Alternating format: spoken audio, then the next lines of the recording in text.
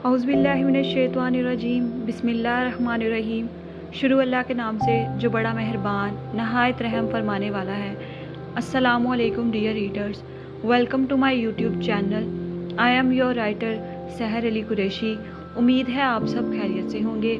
हाजिर हुए हैं हम आज आतिश आलम की एक नई किस्त के साथ। किस्त को शुरू करने से पहले आप सबसे दरख्वास्त है कि मेरे चैनल को सब्सक्राइब करें और मुझे बहुत ज़्यादा सारा सपोर्ट करें। किस्त को सुनने और पढ़ने के बाद राय का इजहार लाजमी किया करें। तो चलें बढ़ते हैं हम अपनी किस्त की जानिब। बिस्मिल्लाहिर्रहमानिर्रहीम। आतिश आलम अज़ कलम सहर अली कुरैशी, किस्त नंबर 11। प्लीज़ मुझे गायब करके ले जाएं यहाँ से प्रोफेसर। मिन्नत करती वो अपनी लबरेज आंखों से शायद उसे बहुत कुछ कहने की कोशिश कर रही थी, या शायद अपना अनकहा गम सुनाने की नाकाम सही कर रही थी। वो उससे कहना चाहती थी कि वो उसे किसी और के हवाले कर देंगे, वो उससे अलग हो जाएगी, वो रोक ले उसे, वो ले जाए उसे अपने साथ। असमारा के इस तरह रो देने पर एक लम्हे के लिए जहान को वहाँ ऑक्सीजन की शदीद कमी लगी और एकदम शदीद सिगरेट की तलब महसूस हुई। उसने फ़ौरन उसके तरफ से हाथ हटाए और 2 कदम पीछे होकर जेब से सिगार और लाइटर निकाला, मगर इससे पहले वो उसे जलाता असमारा बोल उठी, प्लीज़ प्रोफेसर, इसे मत जलाएं, मुझे धुएं से एलर्जी है, प्लीज़। उसने नम आंखों से कहा जिस पर वो इस्तेहज़ाइया हंसा था। फिर तो मैं ज़रूर जलाऊंगा, ताकि तुम्हारे दिमाग के अंदर ये जो खनास भरा है ना आशिकी का, वो इस धुएं के ज़रिए निकल जाए, समझ गई? और ख़बरदार, मेरा सिगरेट ख़त्म होने तक तुम यहीं खड़ी रहोगी, 1 इंच भी नहीं हिलोगी यहाँ से, वरना। सख्त बारोब लहजे में कहते आगे उसने अपना जुमला अधूरा छोड़ दिया था। असमारा की आंखें हद दर्जे तक फैल गईं, क्योंकि वो सिगार जला चुका था। अपने बैग पर असमारा की पकड़ मजबूत हुई थी और उसने फ़ौरन अपने दुपट्टे का दामन मड़ोड़कर अपने मुंह पर रख लिया, ताकि धुआं उसके अंदर न जा सके। जहान ने गहरा कश लेकर धुआं गर्दन ऊपर करके हवा में मुअल्लक किया था। उसे लगा उसे ऑक्सीजन मिल गई है।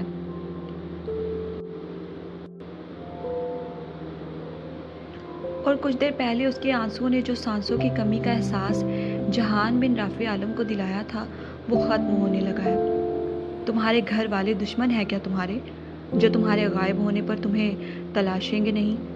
सवाल पूछते जहान ने गर्दन सीधी की और उसकी तरफ देखा, मगर जैसे ही नज़र उस पर पड़ी तो भरपूर मुस्कुराया, क्योंकि वो हल्की सुर्ख हो रही थी। आंखों से अपनी यूनिफॉर्म का दुपट्टा नाक और मुंह पर रखे हुए थी।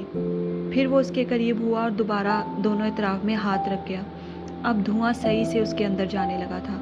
असमारा का सांस उखड़ने लगा, आंखों से पानी बहने लगा, जिसे जहान जानकर अनजान बनता रहा। खबरदार, आज के बाद तुमने मुझे देखा या मुझ पर नज़र रखी, आई स्वेयर मैं तुम्हें अंधा करने में 1 सेकंड नहीं लगाऊंगा।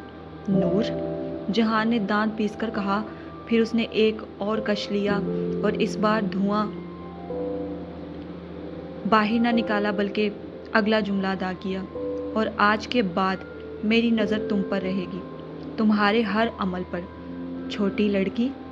और बोलते हुए हर लफ्ज़ के साथ उसके मुंह से धुआं निकल रहा था। असमारा की आंखें जल उठी और सांस लेना उसके लिए दुश्वार होता चला गया और फिर आखिरी हद पर जा पहुंचा। ये देख जहान मुस्कुराया। ये उसका कैसा मसीहा था जो उसकी तकलीफ़ पर हंस रहा था, असमारा ने दर्द से सोचा। और फिर अगले ही लम्हे जहान की मुस्कुराहट सिमटी थी और चेहरे पर संजीदगी तारी करते वो बोला, हटाओ इसे। रौबदार अंदाज में कहता वो थोड़ा मज़ीद करीब हुआ था। इससे खौफज़दा होती वो फ़ौरन दुपट्टा चेहरे से हटा गई और हल्का खांसने लगी, जो न जाने कितने ही कश ले चुका था। उम्र क्या है तुम्हारी?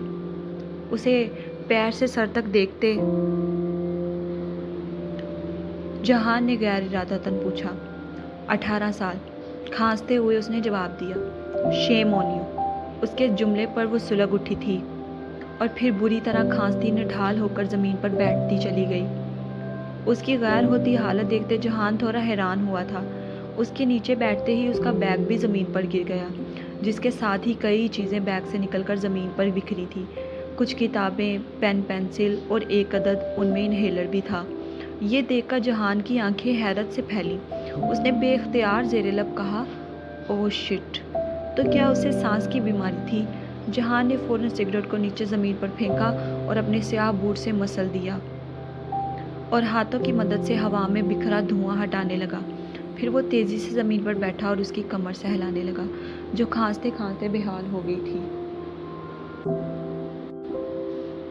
छोटी लड़की, रिलैक्स, तुम्हें पहले बताना चाहिए था, नरमी से कहते जहान ने उसका इन्हेलर उठाया और उसके मुंह में रखते उसे पंप किया।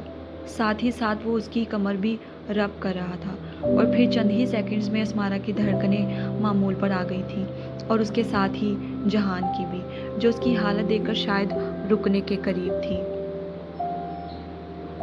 अस्मारा ने भीगी पलकों को की झालर उठाकर सुर्ख शहद रंग लबरेज नज़रों से उसे शिकवा कनासा देखा था, जिस पर जहान को अपने किए रवैये पर मज़ीद नदामत हुई थी। गहरे ठंडे सांस लेती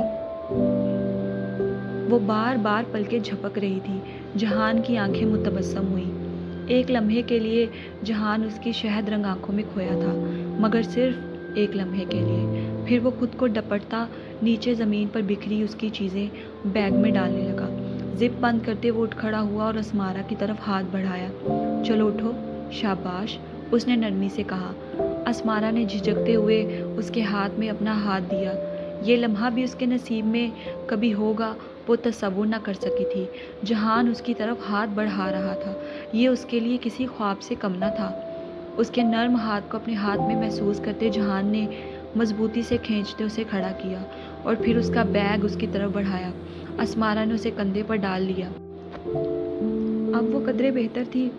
अपने दिल और दिमाग से ये मोहब्बत का तमाम फतूर निकाल कर फेंक दो लिटल गर्ल, तुम्हारी सेहत के लिए नुकसानदेह साबित होगा। उम्मीद है मुझे दोबारा तुम्हें ये बात समझानी नहीं पड़ेगी। अपनी पढ़ाई पर तवज्जो दो। ये प्यार व्यार महज एक खेल और तमाशे के सिवा कुछ भी नहीं है और इसमें सिर्फ तकलीफ़ है जो तुम्हारे हिस्से में आएगी और मैं नहीं चाहता कि ये तकलीफ़ तुम्हें मिले, संजीदगी से कहते जहान लाइब्रेरी से बाहर निकल गया, जबकि उसके अल्फाजों के ज़ेर असर अस्मारा की आंखें दोबारा भीग गई थीं और आरज़ों पर आंसू किसी सैलाब की तरह बहने लगे थे। फिर सख्ती से अपनी आंखें रगड़ती वो बाहर निकली और साइकोलॉजी की क्लास की तरफ बढ़ी और इस सब में वो ये तक भूल गई थी कि उसकी बुक नैना के पास है।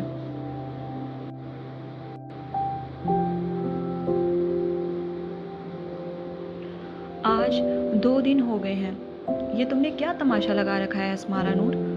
कल तुम एब्सेंट थी और आज तुम 20 मिनट क्लास में लेट आई हो। तुम इतनी गैर जिम्मेदार तो कभी नहीं रही। 40 मिनट का लेक्चर होता है, जिसमें से 20 मिनट तुम पता नहीं कहाँ ज़ाया कर आई हो। तुम्हें कुछ ख्याल है कि नहीं? अगले माह तुम्हारे पेपर हैं। इसी तरह चलता रहा तो मुझे नहीं लगता कि तुम पासिंग मार्क्स भी ले सकोगी। साइकोलॉजी की टीचर पूरी क्लास के सामने दहलीज पर खड़ी अस्मारा को जी भर के खड़ी खोटी सुना रही थी और वो सर झुकाए शर्मिंदा सी खड़ी सब सुन रही थी। आंखें नम पर नम हो रही थी। स्कूल यूनिफॉर्म का दुपट्टा मुट्ठी में दबोच थी। वो अंदर ही अंदर रो रही थी। अस्मारा नूर को मैंने अपने ऑफिस में बुलाया था टीचर। अचानक अपने पीछे से जहान की भारी आवाज़ सुनकर अस्मारा ने झटके से गर्दन मोड़कर देखा तो उसके बिल्कुल साथ उसके पहलू में जहान आ खड़ा हुआ था। ये अचानक कहाँ से नमूदार हो गए थे, उसने दिल में सोचा।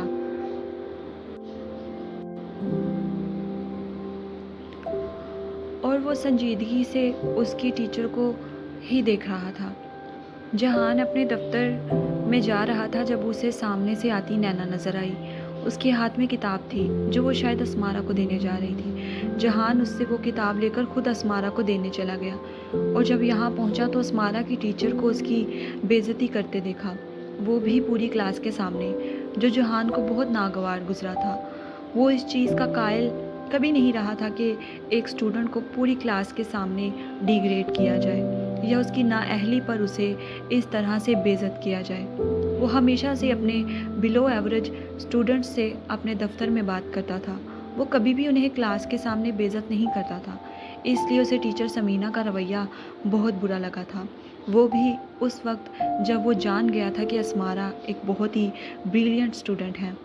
तो फिर तो उनका इस तरह से उसे डांटना बेबुनियाद था। जहान उस कॉलेज का प्रोफेसर होने के साथ साथ उसका को ओनर भी था। सर, आप? सफ़ेद शलवार कमीज़ में मलबूस जहान को देखकर वो अपना हलक तर कर गईं।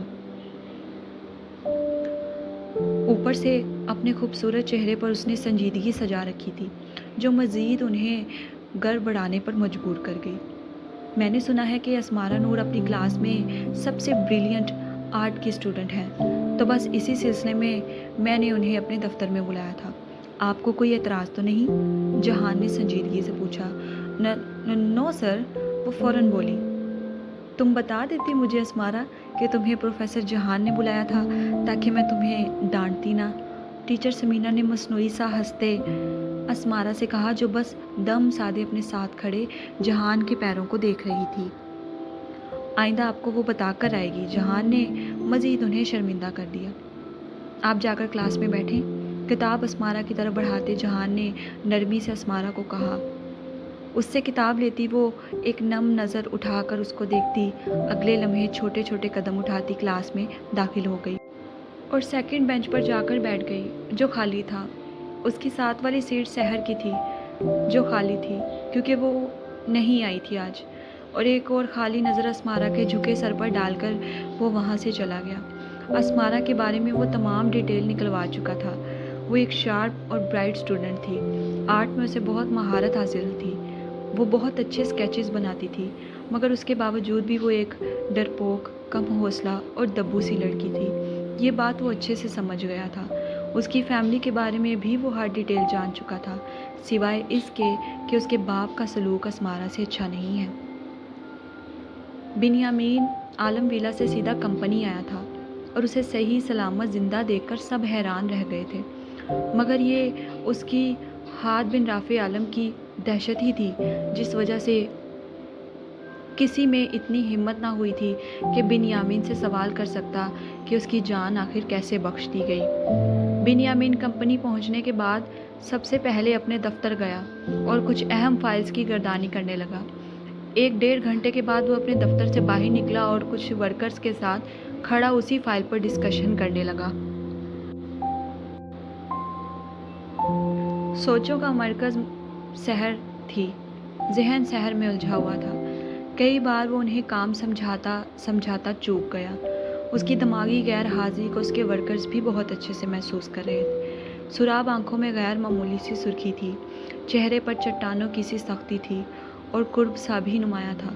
दूसरी तरफ बिन्यामीन कंपनी आया है, ये खबर जैसे ही शहरोज़ तक पहुंची, वो गिरता पड़ता दौड़ता हुआ तेज़ी से अपने दफ्तर से निकला था और बिन्यामीन की तरफ गया। बिन्यामीन कुछ लड़कों से खड़ा किसी फाइल पर कुछ डिस्कशन कर रहा था जब शहरोज़ पीछे से चिल्लाया, बिन्यामीन, मेरे दोस्त, मेरे भाई। बिन्यामीन ने पलट कर देखा, जो चमकती आंखें लिए उसे ही दूर से देख रहा था। फिर दौड़ने के से अंदाज में उस तक पहुंचा। बिन्यामीन ने फाइल देकर उन लड़कों को भेज दिया और शहरोज़ की तरफ बढ़ा। शहरोज़ दौड़ता हुआ उसके करीब पहुंचा और उससे लिपट गया। शहरोज़, बिन्यामीन सरगोशी नुमा बोला और फिर दोनों ने एक दूसरे को ज़ोर से गले लगा लिया। मेरा दोस्त, मेरा यार, मेरा भाई, मेरा बिन्यामीन, तू लौट आया। शहरोज़ ने उससे अलग होते लबरेज आंखों से कहा, तू नहीं जानता कल रात मेरी कैसी अंगारों पे गुजरी है। मुझे लगा था मैंने तुम्हें खो दिया है। शहरोज़ उसके कंधे थाम गया, जबकि बिन्यामीन बिना मुस्कुराए खामोश खड़ा रहा। चेहरे पर नर्म तासुरात थे, मगर आंखें हर एहसास से आ रही थी, जैसे उसका अंदर मर गया हो। ये सब कैसे हुआ? तू? शहरोज़ ने खुशगवारियत से पूछा। बिन्यामीन खामोश रहा और सर झुका गया। खैर छोड़, मैं भी क्या बकवास सवाल कर रहा हूँ। तू जिंदा है, मेरे सामने है और हमारे साथ है, इतना ही काफ़ी है हमारे लिए।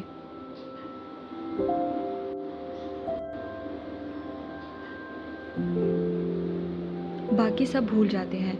माजी में क्या हुआ, कल क्या हुआ, सब भुलाकर नई शुरुआत करते हैं। शहरोज़ ने भीगे लहजे में कहा। अल्लाह ने मेरी मदद, मेरी दुआ सुन ली। अल्लाह ने मेरा दोस्त मुझे दे दिया। अल्लाह ने मेरे दोस्त को बचा लिया। शहरोज़ ने उसे दोबारा गले लगा लिया। अब बिन्यामीन आसूदगी से मुस्कुराया था। پھر دونوں ہلکی پھلکی باتیں کرنے لگے۔ ارے بنیامین، تم لوٹ آئے؟ واہ، یہ تو معجزہ ہی ہو گیا۔ اچانک اکب سے آتی آواز پر دونوں پلٹے۔ دیکھا تو سامنے ہی وحید ملک آ رہا تھا۔ اس کی پیشانی پر پٹی بندھی دیکھ بنیامین کو یاد آ گیا کہ سحر نے اس کا سر پھاڑا تھا۔ بنیامین اور شہروز دونوں اس کی طرف بڑھے۔ میرے دفتر میں آؤ نا، کچھ بات کرنی ہے تم سے، وحید نے بنیامین سے کہا۔ چہرے پر سختی لیے بنیامین اس کے دفتر کی طرف بڑھا اور اس کے ساتھ ہی شہروز بھی۔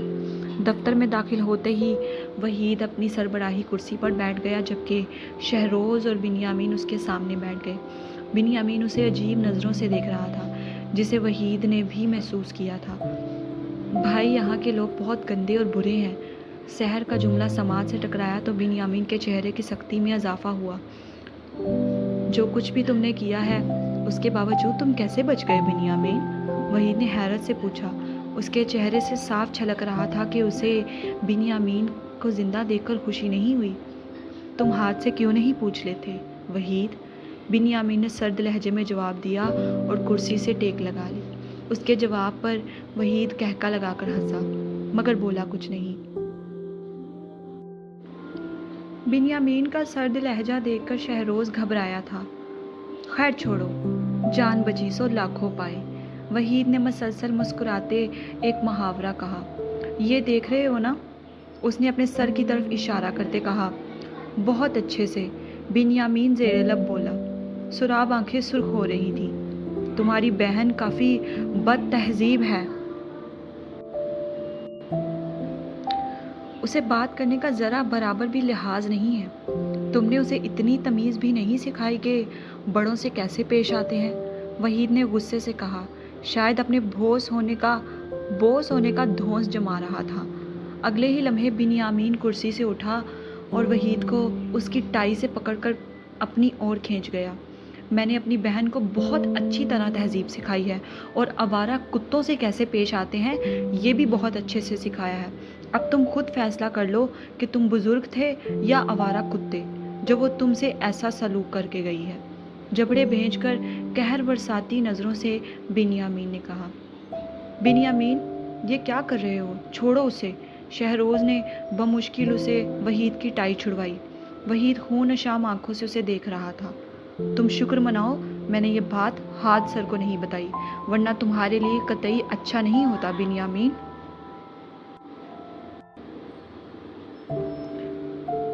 وحید نے احسان جتلانے والے انداز میں کہا۔ ہا ہا ہا، بنیامین ہلکا سا قہقہ لگا کر ہنسا۔ او ریئلی؟ پھر تو تم انہیں یہ بھی بتاؤ گے کہ میری معصوم بہن جو تم سے میری خیریت کا معلوم کرنے آئی تھی، تم اسے گندی نظروں سے دیکھ رہے تھے، اسے ہراس کرنے کی کوشش کر رہے تھے، جو تمہاری بیٹی کی عمر کی ہے نا؟ بنیامین نے میز پر دونوں ہاتھ زور سے مار کر دھاڑ کے کہا۔ ایک پل کے لیے وحید بھی بنیامین سے خوفزدہ ہو گیا تھا۔ تم مجھ سے ایسے بات نہیں کر سکتے بنیامین، میں تمہارا باس ہوں، اس نے ہکلا کر کہا۔ بنیامین مزید خونخوار ہوا۔ مت بھولو کہ تمہیں باس کی اس کرسی پر بٹھانے والا بھی میں ہی ہوں۔ اگر تمہیں میں یہاں پر بٹھا سکتا ہوں تو تمہارے نیچے سے یہ کرسی کھینچ کر تمہیں زمین بوس بھی کر سکتا ہوں، اس لیے اپنی اوقات مت بھولو اور عاجزی سے رہو۔ تیج سے کہتے بنیامین پلٹا تھا اور لمبے لمبے ڈگ بھرتا دفتر سے نکل گیا، اور اس کے ساتھ ہی شہروز بھی وحید کو سختی سے دیکھتا بنیامین کے ساتھ ہی باہر نکل گیا۔ ان دونوں کے جاتے ہی وحید جلے پیر والی بلی کی طرح بے چینی لیے ادھر ادھر چکر کاٹنے لگا۔ بلا شبہ وہ کرسی پر آج بنیامین کی وجہ سے ہی موجود تھا۔ ہاتھ کا سب سے اہم اور قریبی بنیامین ہی تھا، اس کے بعد شہروز، اور اس کرسی پر ہاتھ بنیامین کو بٹھانا چاہتا تھا، مگر بنیامین کے کہنے پر ہاتھ نے اسے مینیجر بنا دیا۔ ہاتھ بنیامین کی کوئی بھی کبھی بھی بات نہیں ٹالتا، کیونکہ وہ یہاں سب سے بہترین تھا۔ نفرت سے سوچتے وہ ادھر ادھر تیج سے گھوم رہا تھا۔ وہ ہمیشہ سے بنیامین سے نفرت کرتا تھا اور اسے اپنے راستے سے ہٹانا چاہتا تھا، مگر وہ ہمیشہ اسے مات دے دیتا تھا اور ہاتھ سے اہمیت بٹور لیتا تھا۔ اوپر سے سحر کا وہ سلوک اور آج بنیامین کا کیا سلوک مزید اس کی نفرت کو ہوا دے گئے تھے۔ اس دن سے وہ سحر کو بھولا نہیں تھا، وہ اپنا بدلہ لے کر رہے گا، ایسا وہ سوچ چکا تھا۔ بنیامین خود ہاتھ کے ہاتھوں ختم کروا کے وہ سحر کو حاصل کرنے کی خواہش اپنے اندر پیدا کر گیا تھا، مگر کیا وہ اپنے مقصد میں کامیاب ہو پائے گا؟ کیا وہ بنیامین کو راستے سے ہٹا پائے گا؟ یہ وقت ہی جانتا تھا۔ بنیامین بچ گیا ہے۔ گاڑی کا انجن سٹارٹ کرتے جہان نے نینا کو بتایا۔ وہ دونوں گھر واپس جا رہے تھے۔ کیا؟ نینا کو اپنی سماعت پر یقین نہ آیا اور خوشی سے چیخ اٹھی۔ جہان نے سنجیدگی سے اسے دیکھا۔ نینا جو کل سے موت کے دہانے پر کھڑی تھی، ایسا جہان کو لگتا تھا، اس لیے نہ چاہتے ہوئے بھی اس نے نینا کو یہ بات بتا دی، کیونکہ وہ اپنی بہن کو تکلیف میں نہیں دیکھ سکتا تھا۔ جواباً جہان نے محض سر ہلایا۔ نینا کی آنکھیں فوراً اشک بار ہوئیں۔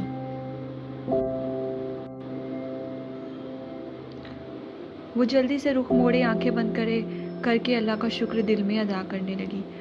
اپنے آنسو اس سے چھپا گئی تھی، مگر چاہ کر بھی وہ جہان کی زیرک نگاہوں سے مخفی نہ رہے تھے۔ چند لمحوں بعد اپنی آنکھیں نامحسوس انداز میں رگڑتی وہ دوبارہ جہان کی طرف رخ کر گئی۔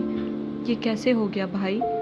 آپ تو کہتے تھے کہ ہاتھ عالم غلطی معاف نہیں کرتا، صرف موت دیتا ہے، نینا نے بھیگے لہجے میں پوچھا، مگر آنکھوں میں تشکر کی نمی تھی۔ میں نہیں جانتا کہ اس نے کیسے بنیامین کو معاف کر دیا۔ ہاں، مگر اتنا ضرور جانتا ہوں کہ بنا مطلب اور فائدے کے وہ کچھ نہیں کرتا۔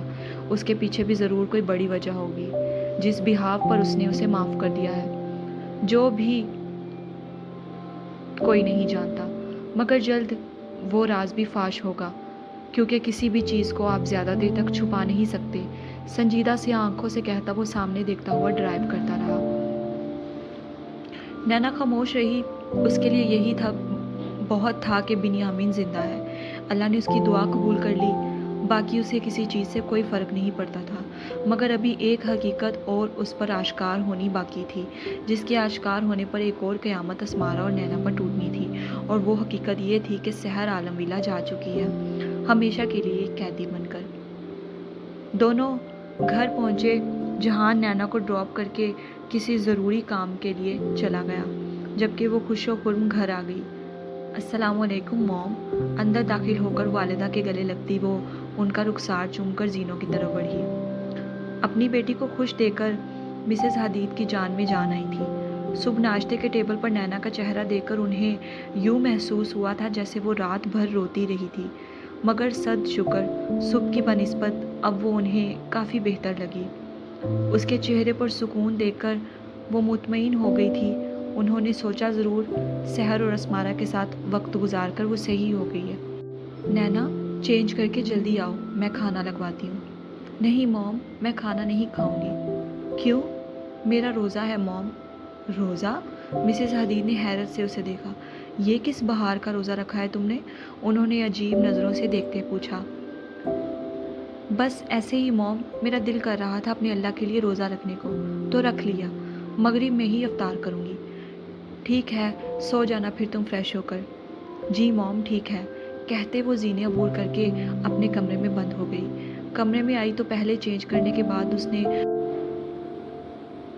پہلے اس نے ظہر کی نماز ادا کی اور پھر شکرانے کے نوافل ادا کرتی وہ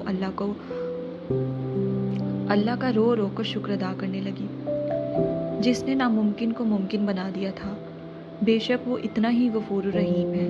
کوئی چیز آسمان اور زمین میں ایسی نہیں ہے جس پر اس کی قدرت نہیں۔ تو ہاتھ بن رافع عالم کیا چیز تھا؟ اللہ کی مرضی کے بغیر تو وہ کچھ نہ کر سکتا تھا، اور اس کے اللہ نے فیصلہ کر لیا تھا کہ اس کا بنیامین جیے گا۔ سجدے میں روتی گر گراتی وہ اللہ کا شکر مسلسل ادا کر رہی تھی، بالکل اسی طرح جس طرح وہ کل رات اس سے اس کی جان کی بھیک مانگ رہی تھی۔ یا اللہ، بے شک آپ کے سوا کوئی دوسرا معبود نہیں، کوئی دوسرا مددگار نہیں۔ آپ جس کے لیے خیر کا ارادہ فرما لے تو کوئی شخص اس کے ساتھ برائی نہیں کر سکتا، اور آپ جس کے لیے برائی کا ارادہ فرما لے تو کون ہے جو اس کے لیے بھلائی کرے۔ اے اللہ، میرے بنیامین کی ہمیشہ حفاظت فرمانا، اس کے لیے خیر کے معاملات فرمانا اور اس کی تمام منزلوں کو آسان فرما دینا۔ آمین۔ جاری ہے۔ چلیں جی ڈیئر ریڈرز، قسط ہو چکی ہے مکمل۔ امید ہے آپ سب کو پسند آئے گی۔ قسط کو پڑھ کے سن کے رائے کا اظہار لازمی کیجیے گا۔ جلد انشاءاللہ حاضر ہوں گے ایک نئی قسط کے ساتھ۔ مجھے دے اجازت۔ اللہ حافظ۔